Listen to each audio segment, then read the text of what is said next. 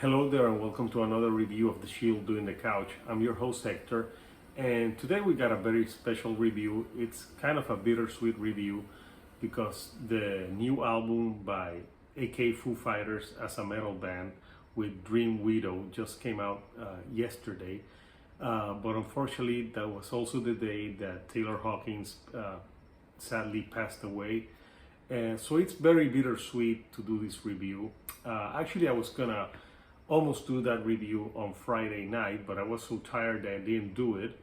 And then I woke up at the night to the news of Taylor Hawkins passing, and it changed the mood of how I would tackle this album. So Dream Widow is a fictional metal band that Dave Grohl and company created for their Studio 666 movie, which is a horror comedy. I haven't seen it, but I saw the trailer for it, and obviously they dropped a song a few months ago for the single March of the Insane, which sounded like very death metal, thrash metal, and that's what they were selling this album as a death metal Foo Fighters kind of side project. But it's not very accurate, it's not all death metal all the way. The album, it's a metal album, but it has grindcore, it has funeral doom, it has thrash, it has a little bit of black metal to it. So it's all infused to create this metal album and this band that's called Dream Widow. And I must say that the album is very fun, and it's better than some bands that actually play some genres. So it's a band that sounds like they were having fun when they were creating this album, and it's only 8 songs, 42 minutes in length, and they were selling this as an EP, but ironically this album is longer than the Foo Fighters' last album, Medicine at Midnight, which was an album that to me, I didn't like it as much as other of their albums. And to me, this is the best album that Dave Grohl has done since Wasting Light, that came out in 2011, which I loved. And this album, as I say, it dabbles in all sorts of metal. It opens with a track called Encino, and that's like a minute and 37 of pure grindcore pummeling. There's even blast beats in this song, and you're like, whoa, like is this the same band that sings a song like Learn to Fly? So it's really impressive how they do it. And then they go into a song called Cold, which is more metal infused. It sounds more like a metal, like 80s to 90s, and it has some great guitar to it, and it has some great singing to it as well, very catchy. And obviously March of the Insane, which I already talked about, is the most death metal that obviously Dave Grohl has sounded.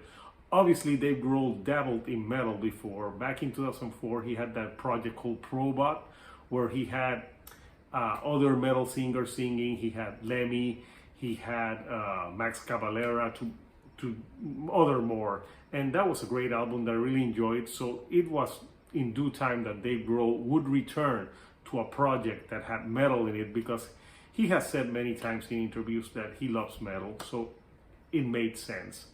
So the album has two songs particular that I think are the most Foo Fighters sounding. That's The Sweet Abyss and Angel with Severed Wings. Especially that song, Angel with Severed Wings, where they go into the chorus when they're singing. It sounds like a Foo Fighters song, but in a metal tempo. And Sweet Abyss has some doom elements to it, but when the part where they're singing, you could recognize like the type of singing that Dave Grohl does in Foo Fighters. But then the album goes full metal again with Come All Ye Faithful, which has some thrash elements to it, mixed with a little bit of like death, if you say. And that's a very fast-paced song, some great soloing on it. But the last 2 songs are the ones that sound less like Foo Fighters, especially Becoming. Becoming starts very slow, and it sounds like Dave Grohl being possessed by a demon, and it's really, if you would have told me that wasn't them playing, I would have believed it, because it really sounded like almost black metal-ish like doom, like really harsh vocals in some parts, like Davis is squealing and screaming.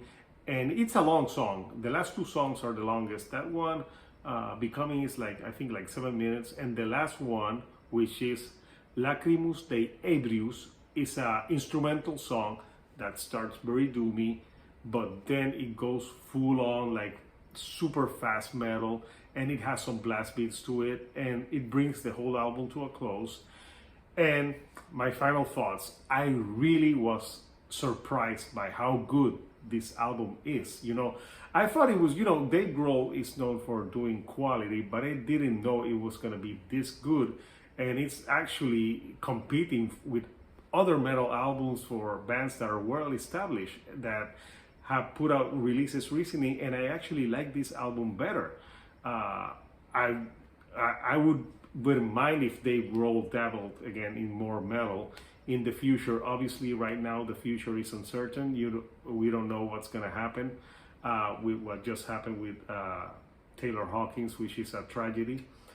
But the album here sounds tight. I think I'm so impressed how the Foo Fighters as a band challenged themselves, playing some styles of music that they probably never played before. Because I know Dave has, but most of them have not. And they really pulled it off. And like I said, it's a fun record that you can not only march to it, but you can tell that they were having fun with it. And at the end of the day, it's I can't say anything negative about this album. It's just a great metal album that you can enjoy from front to back. So what did you think about this album? Did you like it? You didn't like it? Comment what were your favorite tracks, and also comment if you ever saw Foo Fighters live and Taylor Hawkins, what were your best memories of seeing Taylor live? I had the pleasure of watching the Foo Fighters in concert 2 times, and I remember seeing Taylor Hawkins singing a Queen song in one of the ones that I went to. I think it was a Queen song, and he was just a great drummer, full of energy and a great love to music. So unfortunately this had to happen, but the music will live on. So until next time, this is Hector the Shield doing the couch. I'll see you right here on the couch. Don't forget to subscribe.